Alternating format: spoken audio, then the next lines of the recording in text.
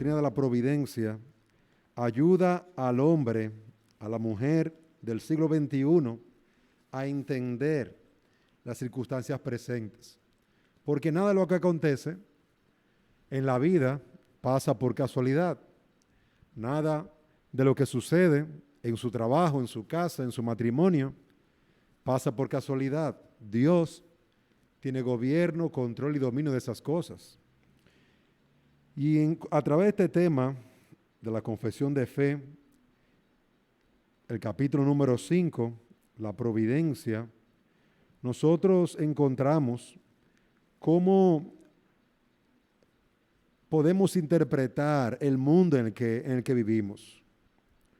Una de las cosas que decíamos en el párrafo número 1 de este tema es que Dios, en su infinito poder y sabiduría, sostiene, dirige, dispone y gobierna a todas las criaturas y cosas, desde la mayor hasta la más pequeña. Dios gobierna, Dios sostiene, Dios dirige todas las criaturas, las personas, animales, cosas, por su sabia y santísima providencia, con el fin para el cual fueron creadas, según su presciencia infalible y el libre e inmutable consejo de su propia voluntad. Y esto Dios lo hace para la alabanza de la gloria de su sabiduría, poder, justicia infinita y bondad. Es decir, mis queridos hermanos, que a través de la providencia nosotros podemos comprender el mundo en que nos encontramos y la causa de por qué este mundo camina como camina. Dios lo gobierna. Bueno, buenas tardes, hermana Norma, bienvenida. Estamos haciendo un pequeño repaso del tema de la providencia. Estamos en la página número 14, ya finalizando, pero recordamos que la providencia es el cómo Dios gobierna el mundo, cómo Dios guía el mundo, cómo Dios establece todas las cosas, todo lo que acontece. En estos días de tanta convulsión y tanta problemática que tiene que ver con el COVID, nosotros podemos encontrar que en esta doctrina de la providencia podemos ver que ciertamente hay actos, está la mano de Dios obrando en nuestras vidas, está la mano de Dios tocando la vida de millones de personas al mismo tiempo. Millones de personas son tocadas a través de este COVID. Bienvenida, Tania, bienvenida. Y en esto nosotros podemos ver la mano del Señor, porque la conducta del hombre, la conducta en la que el hombre se está moviendo en su realidad en el mundo, trae como consecuencia la ira y el juicio de Dios. Lo veíamos en la semana pasada, en nuestra clase, veíamos cómo hay 3 elementos que se unen en esta enseñanza. El primer elemento, veíamos que era cómo Dios decreta todas las cosas, es decir, Dios en su decreto establece lo que va a suceder. Pero luego, el cómo va a suceder es lo que es la providencia, es lo que hemos estado estudiando. Cómo suceden las cosas en la vida diaria. Y veíamos un tercer elemento que también se une aquí en este tema de la providencia, y es la responsabilidad del hombre. El hombre es responsable y sus actos son y tendrán consecuencias, ya sean positivas o ya sean negativas. Y en este tema, la providencia, podemos ver cómo interactúan estas tres enseñanzas, estas 3 doctrinas de la palabra, que ya hemos ido viendo. Vimos el del decreto de Dios, estamos viendo la providencia y más adelante veremos un poquito más profundo el de la responsabilidad del hombre. Pero desde el principio, para uno entender la Biblia, uno necesita ver una enseñanza de la palabra, una doctrina, a la luz de todo lo que enseña la Biblia. Tú no puedes entender el amor de Dios si tú no entiendes la condición y pecado del hombre. Tú no puedes entender lo grande de la misericordia de Dios si tú no puedes comprender lo grande de su santidad y justicia. Una doctrina aclara la otra. La Biblia se interpreta a sí misma. Yo no puedo estudiar este tema de la providencia, la forma de cómo Dios gobierna las cosas y olvidarme de la responsabilidad del hombre, olvidarme del decreto de Dios, olvidarme de las Sagradas Escrituras. Porque si lo hago, no voy a entender las doctrinas de las Escrituras. Necesito ver todas las doctrinas viviendo, si podríamos decirlo así, bajo un mismo techo, una misma casa, todas en un completo orden, trabajando perfectamente, con un solo propósito, la gloria de Dios. La gloria de Dios. La gloria de Dios salvando a su pueblo. La gloria de Dios mostrando la bondad de Dios para con los hombres. Entonces, luego de haber repasado este primer punto, repito, la providencia es la forma en la que Dios gobierna, dirige todas las cosas. ¿Cómo lo hace? ¿Cómo Él logra sus pactos? ¿Cómo Él logra sus decretos? ¿Cómo Él lo hace? Los actos de sus manos en la historia era lo que le llamamos providencia. Sus actos, sus acciones en la historia de la humanidad. Y para poner un ejemplo que nos recuerde lo que vimos la semana pasada, veíamos cómo Dios estableció un rey, Saúl, en el pueblo de Israel. Y cuando Saúl pecó contra Dios, Dios ungió a otro rey, David. Sin embargo, en la providencia de Dios, David no podía tomar el reino ni pecando, ni desobedeciendo, sino esperando su tiempo para reinar. Saúl había pecado, pero aún le quedaban muchos años de vida. Y David, que conocía a Dios, que conocía que Dios lo había ya separado, elegido como rey, sabía que tenía que respetar a Saúl hasta que el tiempo de Saúl como rey terminara. Y ahí uno puede ver cómo un hombre con mucha debilidad, como el rey David, pudo confiar en la providencia de Dios, en que Dios lo eligió como rey muchos años antes de él gobernar. Y él lo sabía. En el día de hoy usted dirá, ¿y cómo sucede eso? Igual. Igual. Un presidente es elegido y va a durar una cantidad de tiempo siendo presidente. Los demás tienen que esperar que el tiempo reglamentario dado por las leyes de un país se cumplan. A menos que el presidente, causa natural o una circunstancia, muera o esté enfermo. Las constituciones, las leyes dicen algo con referencia a eso. Para eso hay un vice, hay un senado, etcétera, etcétera, etcétera, que ayudan en esas circunstancias difíciles. Pero en la providencia de Dios, las leyes son el cómo Dios logra que su voluntad se cumpla. Las leyes de un país son el cómo. ¿Qué se debe de hacer en este caso o en aquel caso? ¿Qué Dios espera que hagamos? Mira la ley. ¿Qué dice la ley? Una ley justa actuará de acuerdo a la palabra de Dios.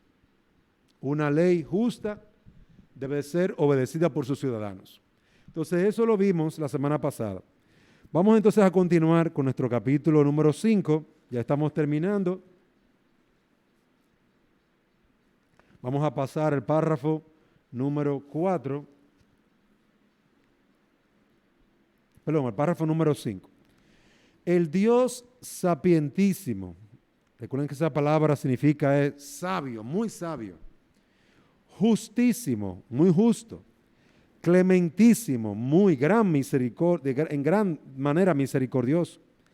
A menudo deja por algún tiempo a sus propios hijos en diversas tentaciones y en las corrupciones de sus propios corazones, a fin de disciplinarlos por sus pecados anteriores o para revelarles la fuerza oculta de la corrupción y del engaño de sus corazones, para que sean humillados y para llevarlos a una dependencia de Él más íntima y constante para su apoyo en Él, y para hacerlos más vigilantes contra todas las ocasiones futuras de pecado, y para otros fines santos y justos. Por consiguiente, todo lo que ocurre a cualquiera de sus escogidos es por su designio, para su gloria y para el bien de ellos. Bueno, antes de empezar ya con nuestro tema, vamos a orar, ya que estamos todos aquí presentes, que el Señor nos bendiga y bendiga también a nuestros oyentes. Señor y Dios, antes de tratar ya este tema de una manera profunda, queremos pedirte que tú nos ayudes a poder conocerte, honrarte y alabarte, que podamos glorificarte, Señor, y que el conocimiento de tu palabra nos guíe y nos enseñe a una relación más íntima y personal contigo. Bendice a todos los que oyen tu palabra a través de la emisora, a través del internet, este grupo de hermanos que estamos aquí reunidos. En el nombre de Jesús te lo pedimos. Amén. Bien, en este capítulo, observen que estamos viendo el tema de la providencia y hemos ido viéndolo poco a poco. Parece que el párrafo número 1 es el párrafo central, me da una definición bastante amplia. Pero luego se toma el tema de la providencia en diferentes renglones o áreas. ¿Qué sucede cuando un creyente vive circunstancias difíciles? ¿Acaso Dios lo dejó solo? ¿Acaso Dios lo odia? ¿Dios ha derramado un juicio para dejarlo y que se pierda? No. Lo que encontramos en las Escrituras es que Dios, en las dificultades que los creyentes tienen, fruto de algún pecado de otra persona, fruto de un accidente, fruto de muchas cosas que pueden suceder, uno puede ver que Dios tiene un propósito. Uno, su propia gloria. Dos, que este creyente pueda crecer en un conocimiento más íntimo con Dios.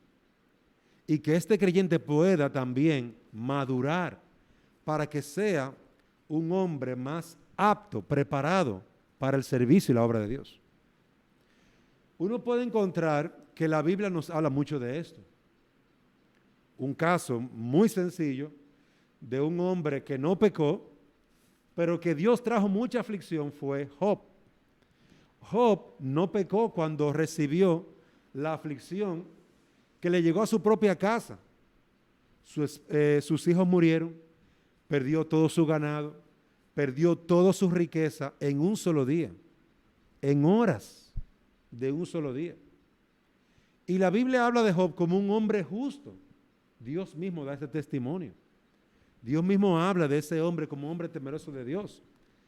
Pero ¿por qué le vino todas esas aflicciones? Job fue perfeccionado. Al final del capítulo, creo que 41, Job dice, de oídas yo te había visto. Yo sabía, yo creía que te conocía. Ahora mis ojos te ven.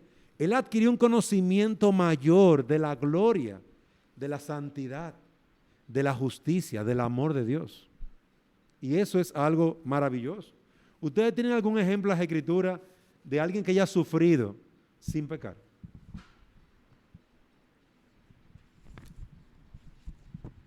No tengan vergüenza. Alguien que haya padecido alguna aflicción sin pecar delante de Dios?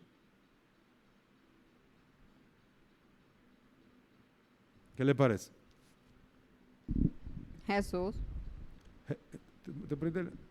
Jesús es un excelente ejemplo, donde él sufrió sin pecar. Él era sin pecado. Y lo juzgaron injustamente y lo mataron injustamente. Excelente ejemplo. Ahora, pasemos a un ejemplo de alguien que sí haya pecado, que es el ejemplo que tiene aquí el texto de la confesión en el párrafo número 5. El párrafo número 5 dice: a menudo deja Dios por algún tiempo a sus propios hijos en diversas tentaciones y en las corrupciones de sus propios corazones, a fin de disciplinarlos por sus pecados anteriores o para revelarles la fuerza oculta de la corrupción y del engaño de sus corazones, para que sean humillados, para llevarlos a una dependencia de Él más íntima y constante para su apoyo en Él. Notamos aquí, hablando de un creyente que ha sido dejado por Dios en una tentación. Por ejemplo, Pedro. Jesús le dijo a Pedro: hoy Satanás te ha pedido para zarandearte. Y Pedro lo supo antes de que aconteciera la tentación. Fue tentado 3 veces. Y fue tentado nada más y nada menos que por una mujer que no podía hacerle ningún daño. Y Pedro negó a Jesús 3 veces. Hay un hombre que fue dejado a la tentación y Dios lo entregó a la tentación.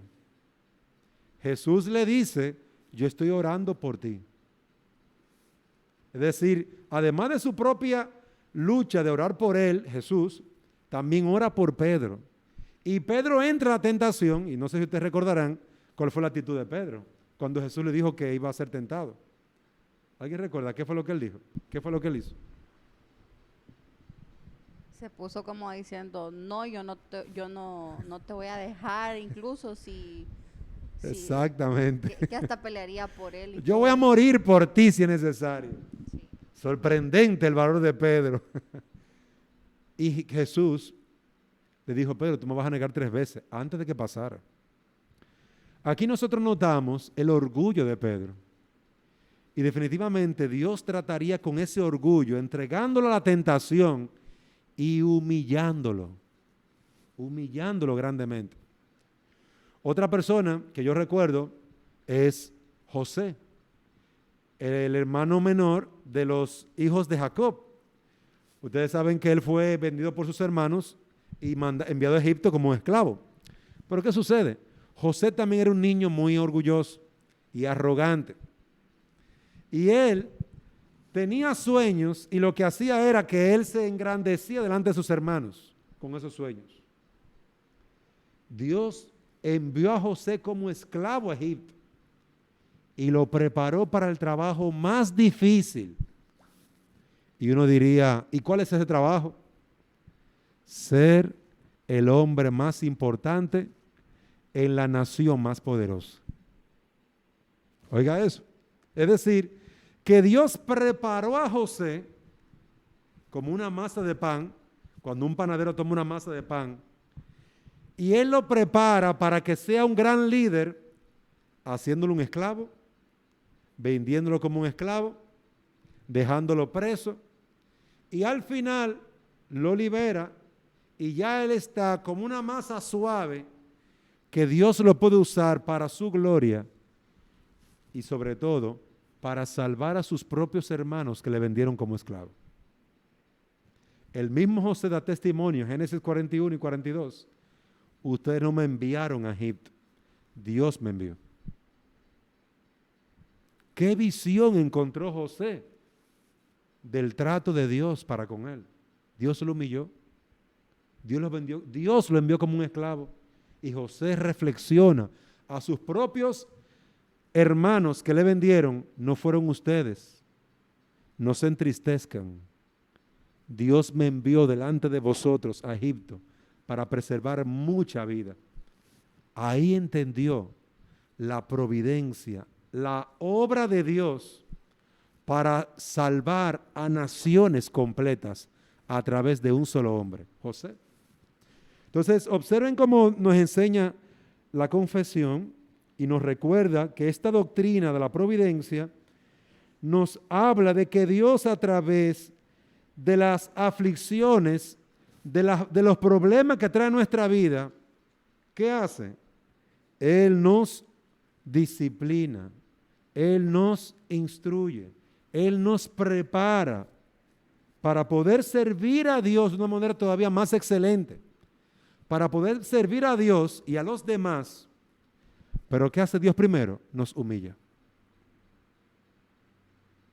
Dios nos humilla.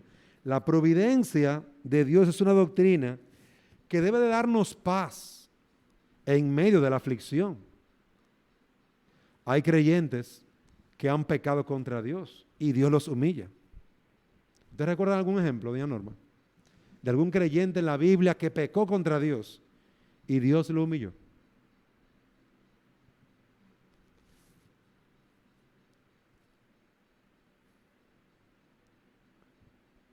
No le llega a la mente ahora.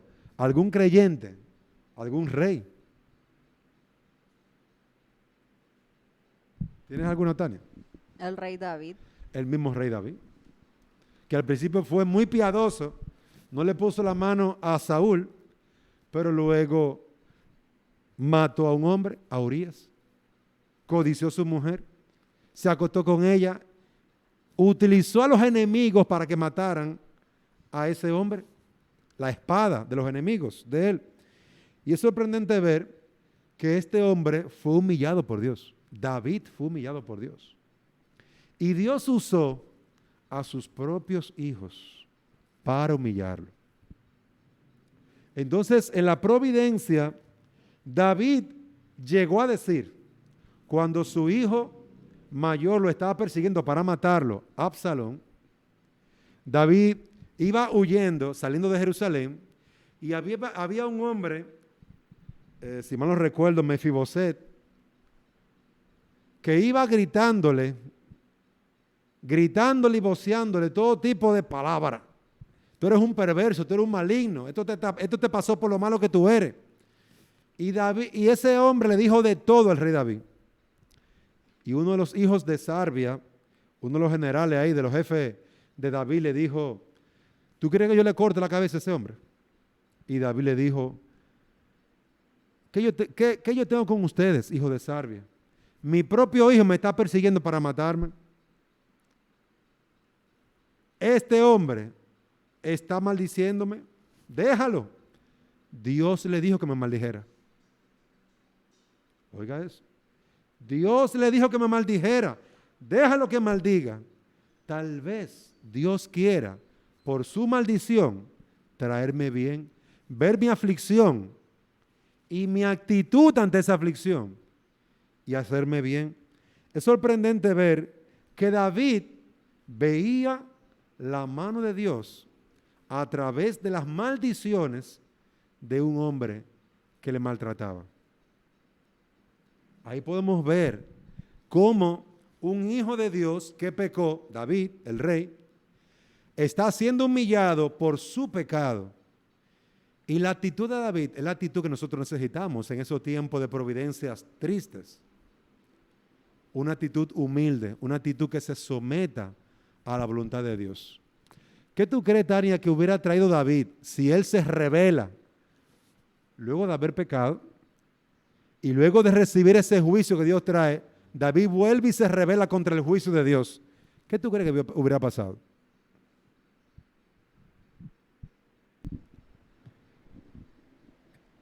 Posiblemente una destrucción total para la vida del rey David. Posiblemente. Una destrucción total, porque Dios lo estaba disciplinando.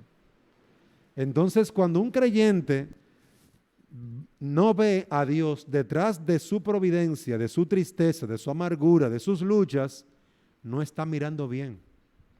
Necesita entender que detrás de toda lucha, toda necesidad, todo problema, está Dios con un propósito bueno, justo y santo para ayudarnos, para bendecirnos, para sacar a luz nuestro orgullo y nuestro pecado.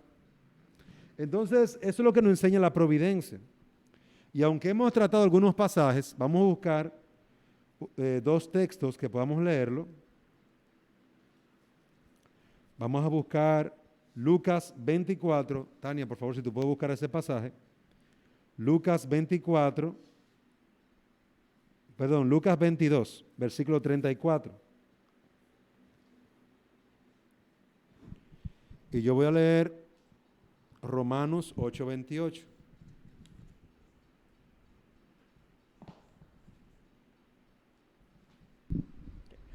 Lucas 22:34 dice, pero Jesús le dijo, te digo, Pedro, que el gallo no cantará hoy hasta que tú hayas negado 3 veces que me conoces. Excelente, ahí el ejemplo que poníamos hace un momento, en el que se le dijo a Pedro lo que iba a suceder y donde Pedro actuaría de forma libre y pecaría contra el Señor, lo negaría. Y en ese punto, yo quiero que veamos otra vez el tema que veíamos la semana pasada de nuestra responsabilidad como hombre. ¿Quién era que iba a negar a Jesús, según ese pasaje, Tania? Pedro. Pedro. Es decir, Pedro, de forma responsable, de forma que él se iba a proponer librarse de algo, él iba a terminar negando al Señor. No era simplemente que era una prueba que él no podía vencer. No era que Dios le había traído una tentación o una prueba en la que Pedro no podía salir vencedor. Se le dijo a Pedro, esto te va a venir. Pero Pedro de forma libre decide engañar, decide desobedecer, decide negar al Señor. Decide negar al Señor. La Biblia enseña que Dios prueba los corazones. Y Pedro allí fue probado. En el horno de la prueba. En el horno de fuego. Donde el oro se prueba, es en el horno. Romanos 8:28 nos dice las Escrituras.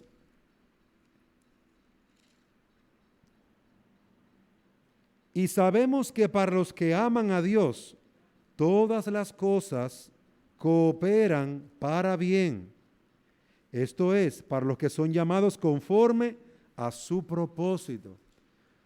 Él está diciendo, las providencias por las que Dios gobierna mi vida, que son agradables, como aquellas providencias difíciles, pruebas, luchas, debilidades, todas esas providencias también nos ayudan, cooperan para nuestro bien. Obrarán para nuestro bien. Y es lo que estamos aprendiendo en este capítulo de la providencia. Es decir, que este tema de la providencia tiene aplicaciones bastante amplias en nuestra vida. Y uno como creyente debe de seguir creciendo en entender que es Dios quien está guiando y dirigiendo nuestras vidas. Y que Él tiene sobre todo un propósito. Al final de la confesión dice, de tal modo que la pecaminosidad de las acciones de ellos,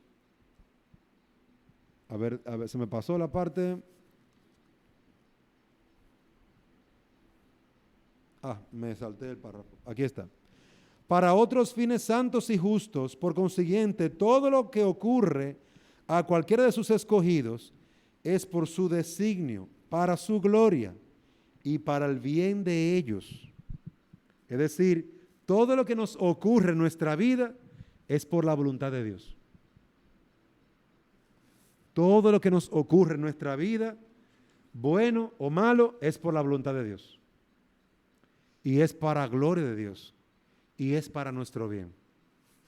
Esos son dos elementos importantes que necesitamos recordarnos a nosotros mismos. Cuando tú estás en una aflicción, ¿quién estará detrás de esa aflicción? ¿El policía que me paró y me pidió la licencia? ¿El ladrón que se metió en mi casa y me robó? ¿Es simplemente esa persona que está detrás? ¿Mi papá que no me dejó salir? ¿Mis hermanos que me rompieron tal cosa? ¿Que perdí mi trabajo? ¿Que no encuentro qué hacer, no tengo trabajo? ¿Quién está detrás de todo eso? La Biblia enseña que es Dios. Dios está detrás de todo eso, de todo lo que nos sucede. Dios está ahí disciplinándonos, moldeándonos. Dios nos está moldeando. En muchas de nuestras aflicciones, ¿qué hacemos en medio de ellas? ¿Qué hacemos comúnmente? ¿Qué usted hace, doña Norma, en sus aflicciones?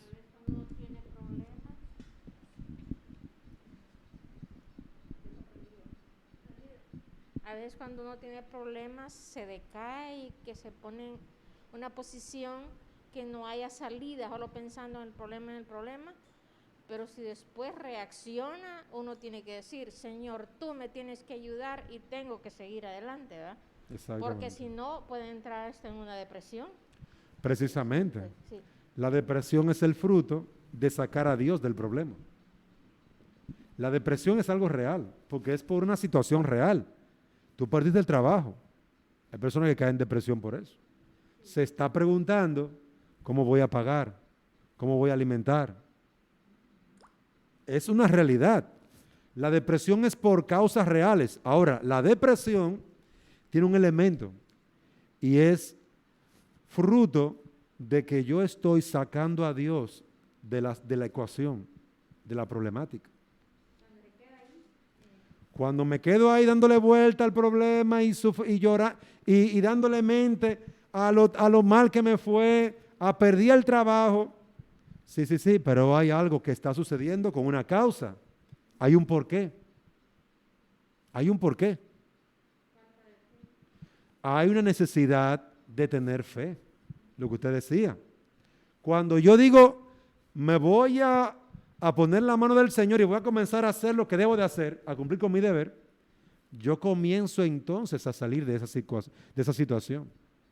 Otra causa de depresión es el pecado. Muchas personas tienen consecuencias muy malas, su familia se destruye por su pecado. Entonces caen en una depresión. Se destruyó mi relación con mi esposa, con mis hijos. ¿Qué produjo eso? Que yo tenía un adulterio en la calle. Entonces la depresión, ¿por qué es? La depresión no es simplemente porque tú te separaste de tu esposa, es por tu pecado, tu adulterio. Lo que ha provocado el mal en tu casa es tu pecado, tú eres responsable.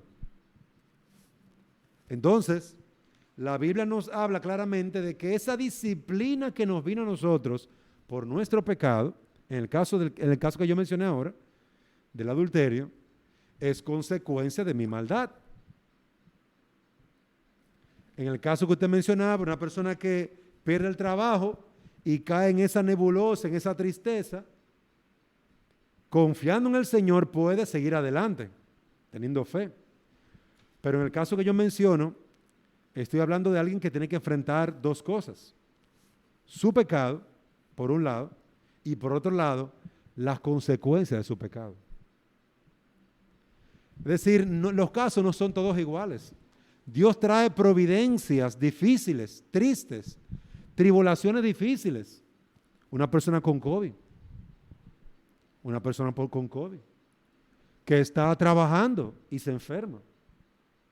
Simplemente le llegó a esa persona esa providencia difícil.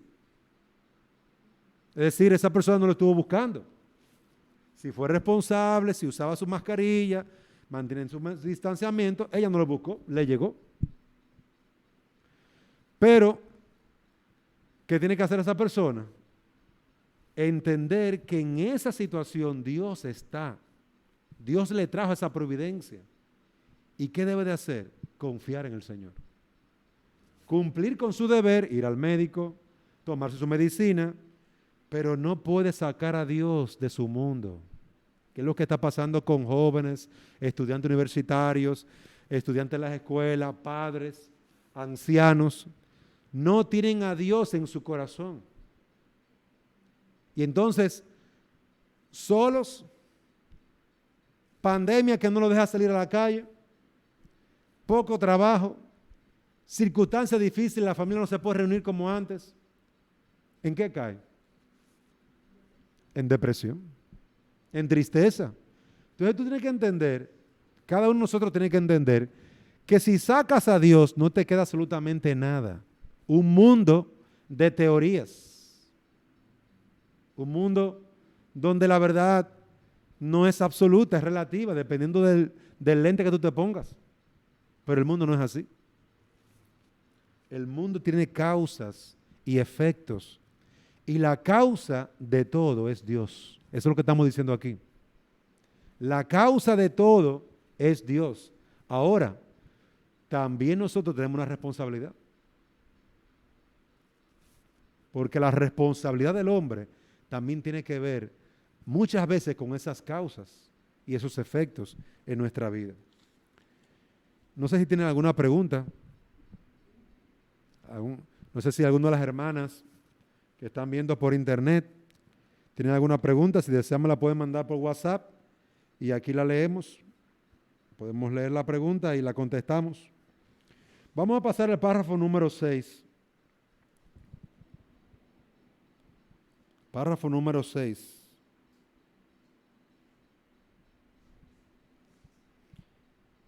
¿Usted lo puede leer, Tania, por favor?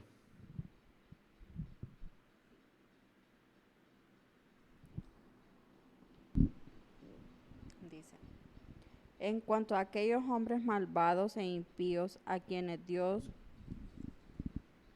como juez justo, ciega y endurece a causa de su pecado anterior, no solo les niega su gracia, por la cual podría haber iluminado su entendimiento y obrado en sus corazones, sino que también algunas veces les retira los dones que tenían y los deja expuestos a las cosas que su corrupción convierte en ocasión de pecado, y a la vez los entrega a sus propias concupiscencias, a las tentaciones del mundo y al poder de Satanás, por lo cual sucede que endurece bajo los mismos medios que Dios emplea para ablandar a otros. Excelente. En el párrafo anterior hablaba de la providencia en los creyentes. Cómo los creyentes son probados, cómo los creyentes pueden ser tentados, cómo los creyentes pueden ser dejados por Dios para que crezcan, para que conozcan a Dios, para que tengan una relación más cercana con Dios. Cómo los creyentes pueden también ser disciplinados por Dios en la providencia. Pero en este caso, ahora va a hablar la providencia con las personas inconversas. Y aquellos inconversos que han sido dejados en su propio pecado. Dice el párrafo 6. En cuanto a aquellos hombres malvados e impíos, a quienes Dios como juez justo ciega y endurece a causa de su pecado anterior, no solo les niega su gracia. Aquí está hablando ya de Dios usando la providencia como una forma de juicio para los hombres impíos. Dios también usa su providencia, según las Escrituras, para traer juicio a los hombres. ¿Y por qué hace eso? Por su pecado. Hay circunstancias que la gente vive por la maldad con que obra y actúa. Personas que viven con su vecino, con su prójimo, haciéndole maldad a su prójimo. Y es como si esa maldad se le devolviera hacia ellos mismos. De eso estamos hablando. Es decir, Dios opera la providencia para que a cada hombre reciba lo mismo que da a los demás. Dios trae juicio a los hombres, dice, como juez justo, ciega y endurece a causa de su pecado anterior. No solo les niega su gracia, por la cual podría haber iluminado su entendimiento y obrado en sus corazones, sino que también algunas veces les retira los dones que tenían y los deja expuestos a las cosas que su corrupción convierte en ocasión de pecado. El mismo hombre inconverso actúa de manera perversa y malvada, y eso se vuelve en contra suya. Es como si Dios estuviera usando sus propios actos de pecado como una consecuencia de su propia maldad. Por eso, entendiendo eso, que Dios es un Dios justo y no tiene por inocente al culpable, entienda que ningún hombre saldrá libre en ningún acto de maldad que cometa. Todo hombre que peque recibirá la consecuencia de su pecado. Algunos le quieren llamar mala suerte, otros le quieren llamar karma y muchas formas.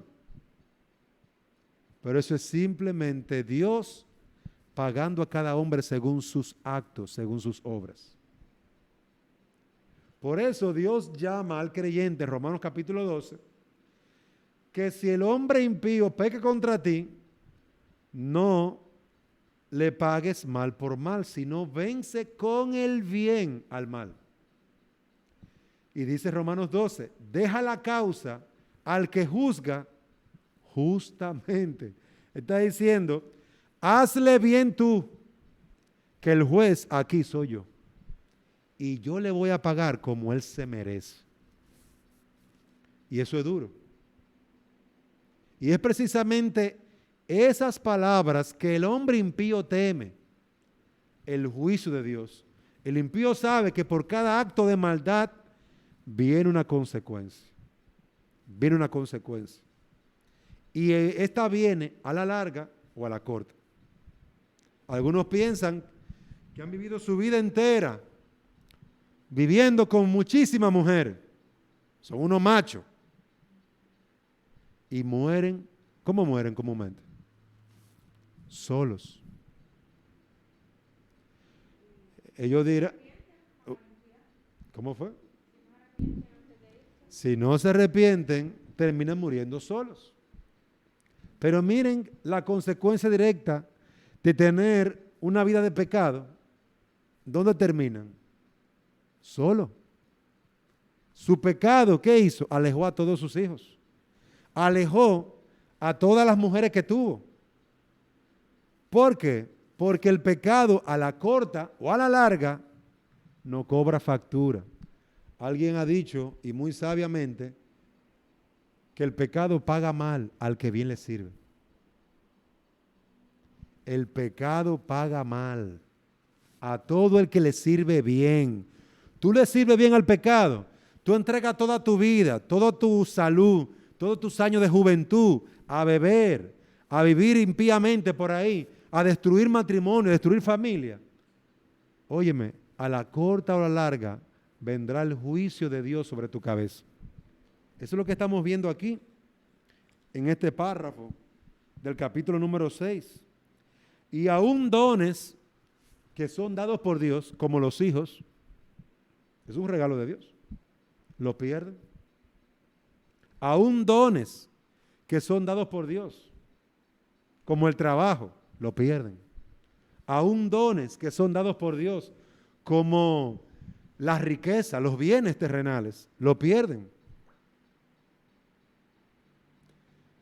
Ustedes conocen la historia de algún hombre que tenía muchos bienes y por estar jugando en casinos, por estar jugando, perdió todo, hasta su casa, su comida. Entonces usted dirá, mala suerte. No, providencia. el justo juicio de Dios sobre ese hombre por su maldad. Y después tú lo ves, anteriormente tenían muchas riquezas y después se están pidiendo literalmente. ¿Y qué sucedió? Que ese hombre que tenía un trabajo, un negocio, nunca guardó, sí él guardó, pero lo usó mal en su pecado. Él tuvo en su juventud mucha oportunidad de hacer bien. ¿Y qué hizo? Mal. ¿Y cómo le pagó Dios? Según sus actos, según su maldad. Y aquí vamos a ver algunos pasajes, doña Norma, si usted puede por favor buscarme Romanos 1, 24 hasta el 26, hasta el 28. Tania, por favor, para que te busques el pasaje de Mateo 13, 12.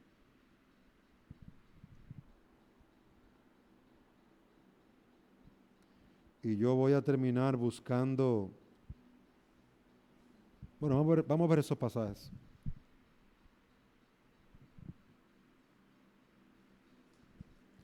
Romanos 1, 24 al 26.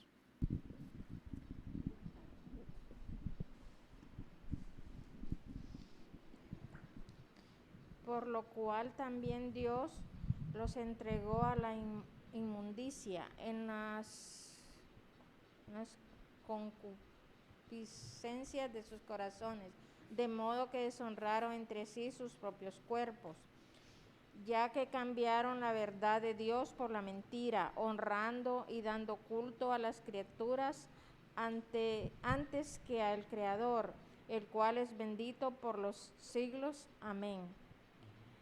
Por esto Dios les entregó a pasiones vergonzosas, pues aún sus mujeres cambiaron el uso natural, porque es contra naturaleza. ¿Sigo? Sí. Y de igual modo también los hombres, dejando el uso natural de la mujer, se encendieron en su lascivia unos con otros, cometiendo hechos vergonzosos, hombres con hombres, y recibiendo en sí mismo la retribución debido a su extravío. Observen lo que dice al final. Observen lo que dice al final. Ellos se entregaron a todo tipo de pecado, hasta relaciones homosexuales, hombre con hombre, mujer con mujer. ¿Y qué hizo Dios? Los entregó a sus propias pasiones. Esa fue la providencia que Dios le trajo a su vida. Dios los entregó a su propio pecado, cometiendo todo tipo de hecho perverso. Es decir, su propio pecado, y el que Dios no los reprendiera, que Dios no le enviara una mamá para que le llamara la atención, que Dios no lo agarrara y le enviara un papá para que lo llamara la atención, un vecino que le dijera algo. Eso fue un juicio. Cuando el hombre se entrega a su pecado y se entrega de tal manera que desprecia a Dios, desprecia a su prójimo y hace todo tipo de obra perversa, ahí podemos ver un acto terrible de la providencia de Dios. Dios entregándolo a un juicio en el que no hay esperanza para ese hombre. Dios lo está entregando a su maldad. No es que a Dios se le olvidó lo que tú has hecho. No es que Dios echó a un lado porque Él es un papá muy bueno. Algunos dicen Dios es un Dios de amor. Dios es tan bueno que Él no te va a hacer nada. Oye bien, Él es tan bueno que ha hecho un infierno para el malvado. Él es tan bueno que juzga al malvado y le trae juicio a la larga o a la corta. Dentro de poco tiempo o dentro de mucho tiempo. La Biblia dice, a su tiempo el impío resbalará. Y ese pasaje en Romanos 1:18 dice, en el versículo 18, Romanos 1:18, la ira de Dios se revela desde el cielo contra toda impiedad e injusticia de los hombres. ¿Qué se revela desde el cielo? La ira y el juicio de Dios. Que Dios nos permita ver que Dios trae juicio al pecado. Dios trae juicio a los pecadores. Y eso es lo que estamos viendo en este tema, la providencia. Ya concluyendo el tema. Dios entregó, como leía doña Norma, a esos pecadores a su pecado. Él no le llamó la atención. Él no los reprendió. No lo detuvo. Hay personas que, por ejemplo, le dan gracias a un familiar o un amigo porque un momento estaban bien molestos y un amigo le dijo, deja eso, no te molestes, no pelees con esa gente. Y ese hombre luego le confiesa, mira, yo te agradezco que tú me hayas detenido, porque yo pensaba ir con mi revólver a esa casa. Yo pensaba ir con mi pistola a esa casa. Si esa persona no lo hubiera detenido, hubiera hecho una locura. No hace mucho tiempo, ahí en la Conce, hace como 2 semanas, un hombre estaba botando basura en un lugar y parece que alguien iba pasando, le llamó la atención, algo sucedió entre ellos, una discusión, y el que pasó sacó una pistola y lo mató. La ira de un hombre le quitó la vida a otro. Entonces, ¿dónde estará ese hombre ahora? El que mató a ese otro porque estaba botando basura. O corriendo para no caer preso. O preso. O quién sabe si muerto. Uno no sabe. Pero mire a dónde nos lleva el pecado. Mira a dónde nos lleva la locura. Si alguien le hubiera dicho, oye, no haga eso.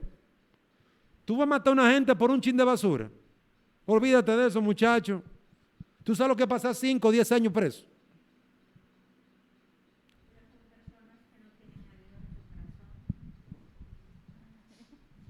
Para que lo digan los hermanos. ¿Cómo te dicen?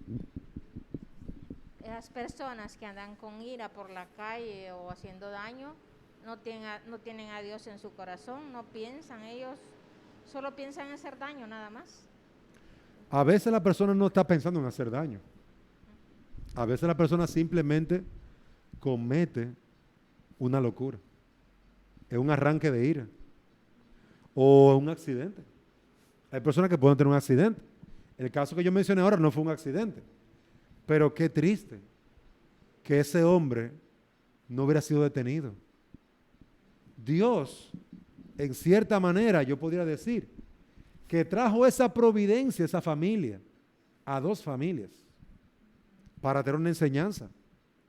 En el día de hoy hay tanta gente que anda armado y tanta gente que anda en la calle que por el simple hecho de que anda armado no respeta al otro. Un arma no te da derecho a ti a matar a otro. Tener un arma no te hace más hombre que otro. No te da derecho a tú pisar, a despreciar a otro. Es decir, tú que tienes un arma, tú tienes una mayor responsabilidad y tú debes tener más control que nadie. Un hombre sin control no puede tener un arma. Porque se va a hacer daño a él, o a un amigo, o a un familiar, o a un desconocido. Entonces, yo creo que todas las cosas tienen su lugar. El negociante, si saca su arma de manera legal, con su papel, debe tener su arma.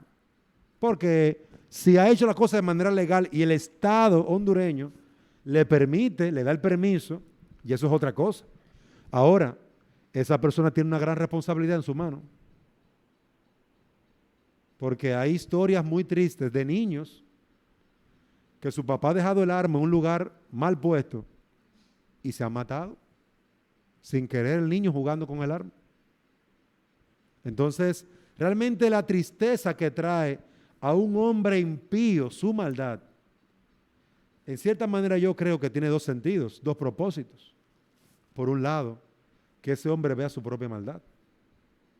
Cuando Dios trae tristeza a un hombre inconverso, es para que él se conozca a sí mismo y vea que él es un hombre que necesita a Dios, que necesita arrepentirse, que necesita buscar de Dios ahora.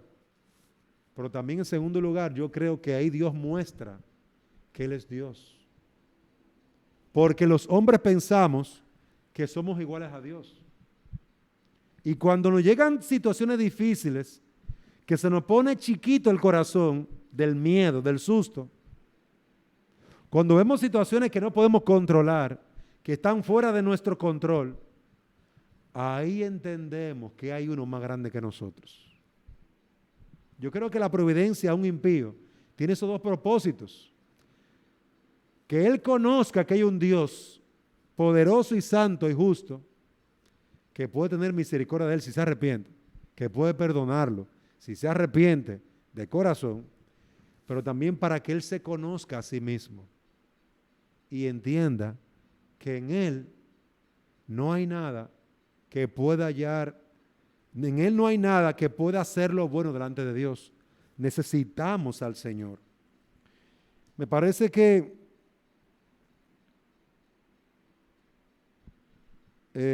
aquí dice la hermana Edna Juárez, hermano, ahora en día se ha perdido el amor y el respeto hacia los demás.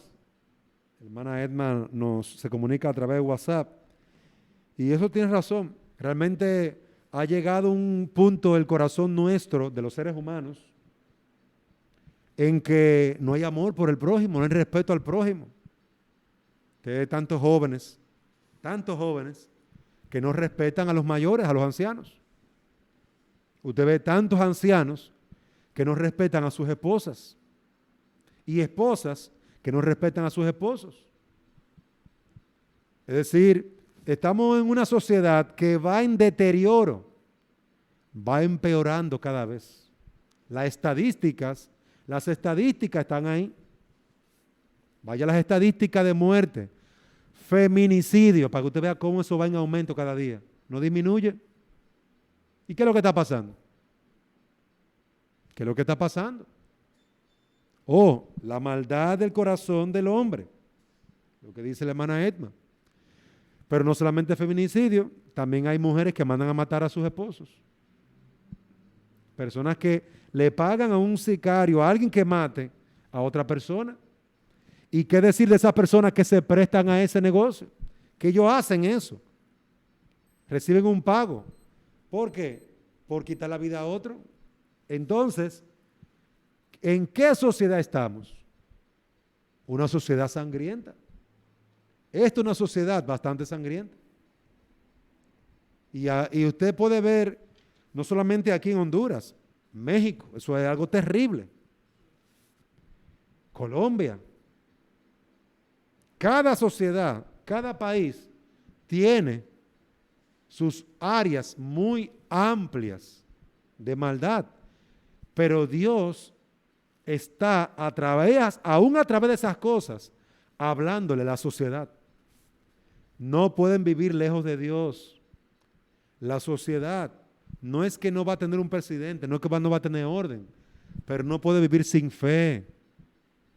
Sacamos a Dios de las escuelas, sacamos a Dios de los negocios, sacamos a Dios de la familia. ¿Qué tenemos al final? Una sociedad que se cae a pedazos, desde arriba hasta abajo. Estamos criando sin Dios, no hay Dios. Y es Dios precisamente que llama a los hijos a respetar a sus padres, a honrar a sus padres. Es Dios que llama al hombre a amar a su esposa. Es Dios que llama a la mujer a respetar a su marido. Es Dios que llama al presidente a trabajar como un servidor público, no como alguien que se aproveche. Es Dios que llama al hombre a honrar a Dios, a poner a Dios en primer lugar en su vida. Y cuando hay temor de Dios en el corazón de una sociedad, es una sociedad que puede dar respuesta a sus problemas, porque Dios se lo da en la palabra, en la Biblia. Para finalizar, vamos a ver el último párrafo, ya con ese concluimos. Dice al final, del mismo modo que la providencia de Dios alcanza en general a todas las criaturas, así también, de un modo más especial, cuida de su iglesia y dispone todas las cosas para el bien de la misma. Romanos 8:28 que leímos. Es decir, las aflicciones que vienen al pueblo de Dios es para el amor y cuidado del pueblo de Dios. Que Dios nos permita poder contemplar esta enseñanza. La iglesia no está sola. La iglesia no está sola. El mundo no está solo. Los hombres no están solos. Dios gobierna todas las cosas a través de sus actos de providencia.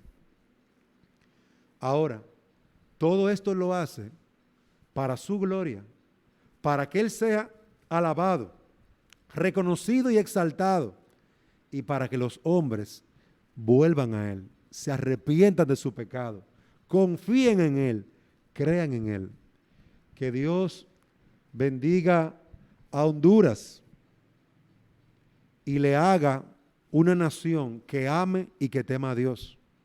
Que cada hombre y mujer busque a Dios, se arrepienta de sus malos caminos y deje de hacer tanta maldad a su prójimo. Dejen de hacer tanta maldad, porque la maldad Dios la paga con juicio sobre las naciones y sobre los hombres. En la providencia Dios gobierna no solamente a las personas, sino también a las naciones, a los reyes, a todo el mundo. Que Dios nos ayude a entender esta enseñanza, esta doctrina, y que podamos crecer en una relación más íntima con Dios.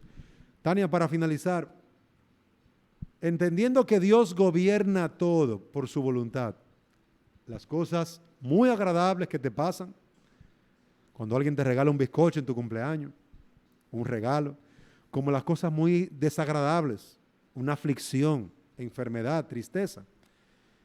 ¿Qué te lleva a ti a meditar eso? Sabiendo de que Dios está detrás de todo eso, ¿a qué conclusiones como mujer tú podrías llegar?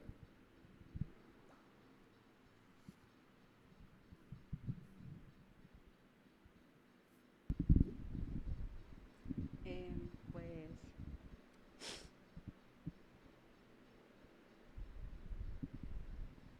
que todavía falta mucho camino que recorrer, mucho que Dios tiene que moldear en mi vida. Y tal vez uno se pone a pensar en qué cosas podría cambiar, pero realmente si no, uno no tiene el discernimiento de Dios, en nada está. Así es.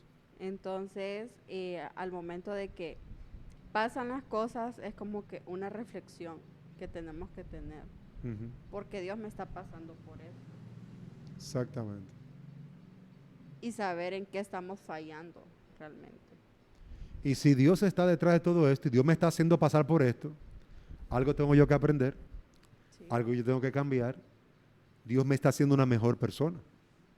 Sí. Porque si yo puedo cambiar cosas para mejorar, yo estoy siendo un mejor ciudadano, una persona cristiana mejor para la gloria de Dios, pero también para el servicio de los demás.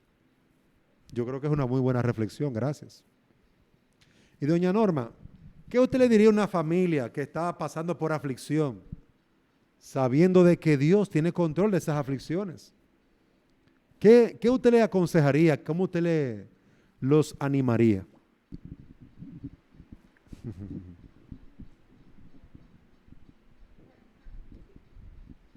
No, que busquen de Dios, que se congreguen en una iglesia, que hablen si tienen problemas en su familia, porque la comunicación es importante, ¿verdad?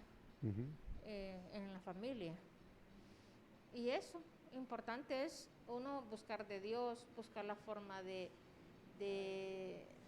buscar ayuda, porque uno no solo no puede, ¿verdad? Si no es o buscar a alguien, digamos, así como usted que es el pastor, que le puede explicar y ayudar en algún problema y cómo podría cambiar como persona, cómo podría seguir adelante y poder ayudar a su prójimo o ayudar a su familia. Solo pidiéndole a Dios y siguiendo los caminos de Dios, leyendo la Biblia, es lo único que podría hacer. Yo pienso que eso está excelente porque uno no está solo. Y pienso que el fruto de la depresión en muchas personas es que se sienten solos. Es una soledad terrible. A veces no es solo de que no hay personas, es que tú tienes el problema tú. Y tú te tienes que enfrentar tú a un problema. Y a veces de verdad que hay problemas que llenan el corazón, la mente y toda tu vida. Y si tú no descansas en Dios, si tú no confías en el Señor, tú puedes ahogarte en ese problema y cometer locuras. Exactamente. Ujú. Así es, se meten en un círculo, algunos psiquiatras dicen, ese círculo es una espiral, donde la gente va llegando más profundo, más profundo, más profundo, y llegan a la neurosis, es decir, a una locura por un tiempo definido, pero es una locura donde la gente pierde el sentido de la realidad. Personas que piensan que lo están persiguiendo, personas que piensan que todo el mundo le quiere hacer daño. A veces son situaciones, eso es una forma de locura. No es algo que no se puede revertir con un tratamiento, con un psiquiatra. Sin embargo, empiezan en un punto. Y comúnmente, cuando no es algo fruto de genética o de un problema del cerebro, que le falta alguna sustancia química, exactamente, entonces ahí encontramos que esa persona puede estar desequilibrada, fruto de una aflicción de mucho tiempo, de una depresión de años y años, cayendo más y más bajo. Y realmente la respuesta que usted ha dado es la correcta. Hay que buscar del Señor. El Señor te va a dirigir a que tú des la respuesta correcta al asunto. Yo sé de una persona que vivía una vida de depresión muy triste. La llevaron ante muchos psiquiatras, psicólogos, y no lograban sacarla de su hoyo. La llevaron donde un pastor, y esa persona hacía esto. Esa persona, cuando comenzaban a preguntarle y a rondarle, a hacerle muchas preguntas de su situación, se ponía a llorar. Le decía que la dejaran, que la dejaran. Era una mujer. Y cuando le hizo eso mismo al pastor, el pastor le dijo: mira, fulana, a mí no me haga drama. Dime qué pasó. No ha pasado nada. Dime qué pasó. ¿Qué sucedió? Dime qué hiciste. Y el hombre se mantuvo ahí firme hasta que la mujer confesó que estaba viviendo una vida de pecado en el mundo. Y era cristiana. Y estaba casada. Pero su pecado la estaba matando, literalmente volviendo loca. Exactamente, gracias a ese sentimiento de culpa. Está todo tan mal, ¿qué es lo que está pasando? Y tú sabes que la culpa es tuya. Y nada avanza, porque Dios no prospera el pecado. Dios no bendice el pecado. Y tú ves que las cosas van mal. Nadie sabe por qué las cosas van mal. Y tú sí lo sabes. Porque es tu culpa. ¿Cómo fue? Denle el micrófono para que los hermanos le escuchen. Porque no lo ha confesado y no se ha... Bueno, tal vez se puede estar arrepintiendo, pero si no lo confiesa, sigue con ese sentimiento ahí. Exactamente, ese es el punto. Mortificándola. Las personas, la Biblia te dice cómo tratar con el pecado. Arrepiéntete, confiésalo.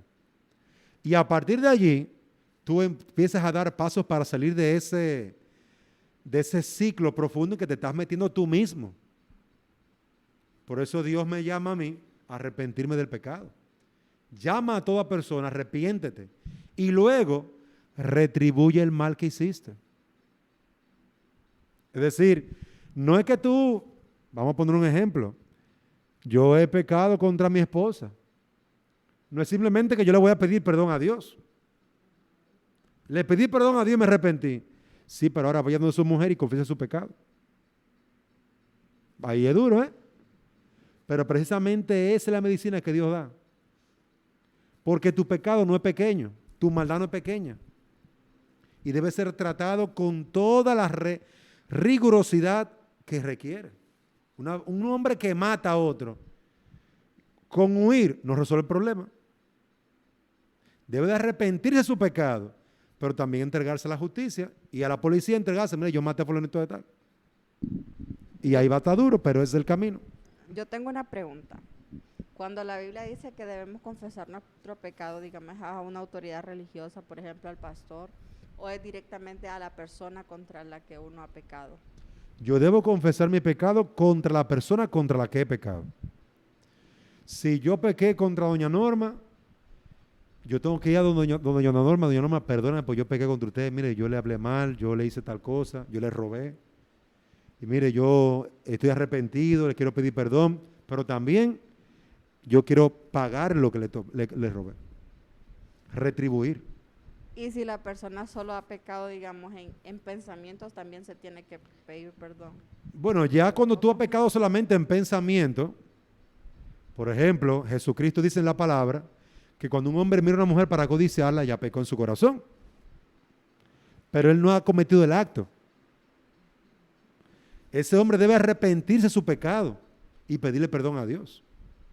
Él no tiene que ir donde esa mujer y decirle, porque él no ha hecho nada, a menos que su pecado o que haya cometido algún pecado en el que haya hecho algún acto y esa persona sepa algo. Y entonces ahí esa persona, ese hombre o esa mujer tenga que ir donde esa otra persona y decir, mira, perdóname, mi actitud, mi forma como te hablé, fue irrespetuosa. Porque puede ser que yo te hable de una manera irrespetuosa. Puede ser que tú a mí me hables mal y me diga barriga verde, cabezón, feo. Óyeme, pero tampoco me hable así, no me trate así. Entonces tú ven y me dices, mire Dante, perdóneme, yo le ofendí, le hablé mal, le fui irrespetuosa. Pero también usted tiene que ir delante de Dios. Yo tengo que confesar 2 veces mi pecado, delante de Dios y delante de mi prójimo. Y si ha sido un robo, usted tiene que devolver lo que robó. Porque eso no es suyo.